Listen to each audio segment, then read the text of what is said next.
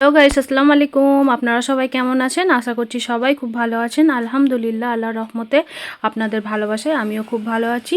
তো চলে এলাম স্পেশালি একদমই সিম্পল চিকেনের রেসিপি নিয়ে। তো চিকেনের বিভিন্ন ধরনের রেসিপি আপনারা হয়তো বানিয়েছেন। এটা হচ্ছে সবথেকে সহজ এবং সবথেকে কম সময়ে এই চিকেনটা রেডি হয়ে যায়। একদম ঘরোয়া মশলা দিয়ে, আমি এখানে কোনো গরম মশলা অ্যাড করছি না বা গোটা মশলাও অ্যাড করছি না। একেবারে সিম্পলভাবে চিকেনটা আমি রেডি করছি। 5 মিনিটের মধ্যে চিকেনটা রেডি হয়ে যাবে। তো দেখুন, আমি এখানে নিয়ে নিয়েছি 1 কেজি মতো চিকেন।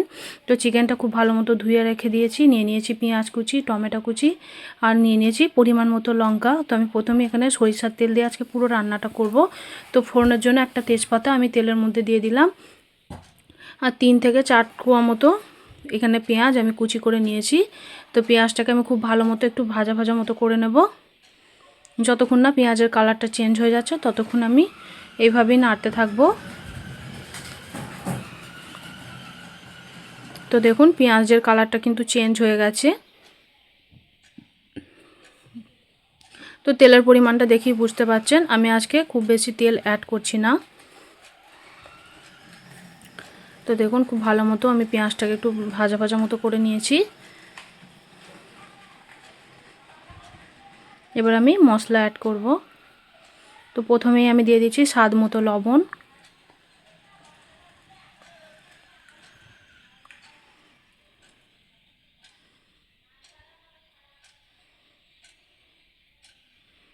তো লবণটা আগে দিয়ে পেঁয়াজটাকে একটু ভাজা ভাজা করে নেব।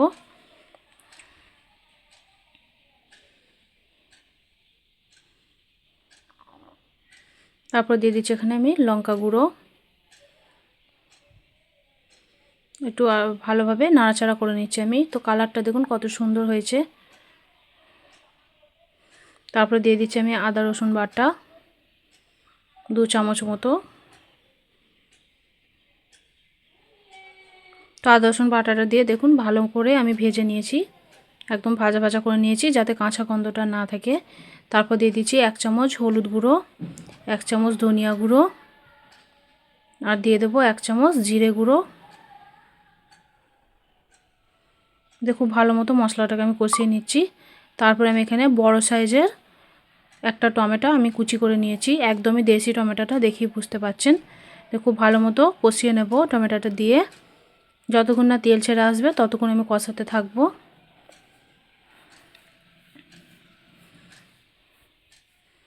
তো খুব ভালো মতো কষিয়ে নিচ্ছি দেখুন। তো মশলা থেকে দেখুন তেল ছেড়ে আসছে। তো এই অবস্থায় আমি চিকেনটাকে এখন দিয়ে দেব। আর একবার ভালো মতো আমি ধুয়ে নিচ্ছি। তারপর চিকেনগুলোকে আমি দিয়ে দিচ্ছি এখানে, দিয়ে ভালোভাবে কষাতে থাকবো।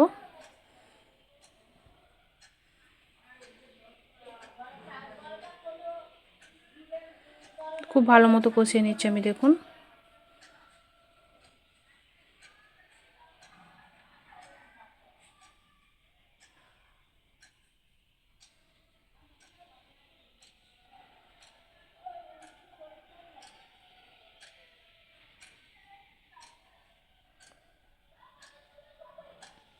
তো চিকেনটাকে আমি ঢাকনা দিয়ে রেখে দেব 2 মিনিট মতো। চিকেনের এক্সট্রা যে পানিটা, সেই পানিটাতেই পুরো চিকেনটা সেদ্ধ হয়ে যাবে। আমি আলাদা করে কোনো পানি অ্যাড করব না। তো চিকেন থেকে দেখুন পানি ছেড়ে দিয়েছে। ভালো মতো কষিয়ে নেবো, একদম শুকনো শুকনো করে কষিয়ে নিতে হবে।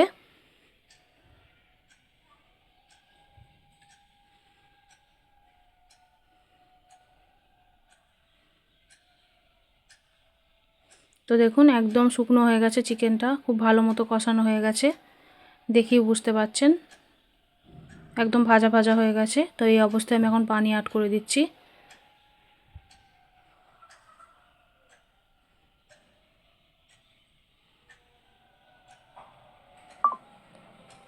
তো দেখুন আমি পরিমাণ মতো পানি অ্যাড করে দিয়েছি। ওপর থেকে সামান্য একটু মিট মশলা আমি ছড়িয়ে দিচ্ছি। একদমই সিম্পল চিকেন রান্নার রেসিপি, একদমই কম সময়ে রেডি হয়ে যাবে। রেসিপিটা যদি অজানা হয়ে থাকে অবশ্যই একবার বানিয়ে দেখতে পারেন। এইভাবে চিকেন বানিয়ে রুটি, ভাত, পরোটা, লুচি সবের সঙ্গে কিন্তু আপনারা খেতে পারবেন। তো রেসিপিটা আপনাদের কাছে কেমন লেগেছে অবশ্যই লাইক, কমেন্ট, শেয়ার করবেন। চ্যানেলে নতুন হয়ে থাকলে চ্যানেলটিকে সাবস্ক্রাইব করে রাখবেন। এরকম সুন্দর সুন্দর ঘরোয়া রান্নার রেসিপিগুলো পাওয়ার জন্য অল নোটিফিকেশানটাকে অন করে রাখতে হবে। তো আপনাদের কাছে কেমন লেগেছে অবশ্যই কিন্তু জানাবেন কমেন্ট করে।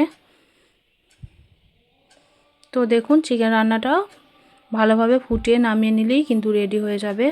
তো আমি গ্যাসের ফ্লেমটা বন্ধ করে দিচ্ছি। তো চিকেন রান্নাটা দেখে কার কার লোভ লাগছে অবশ্যই কিন্তু কমেন্ট করবেন। খুবই সিম্পলভাবে দারুণ টেস্টি হয় এই চিকেন রান্না,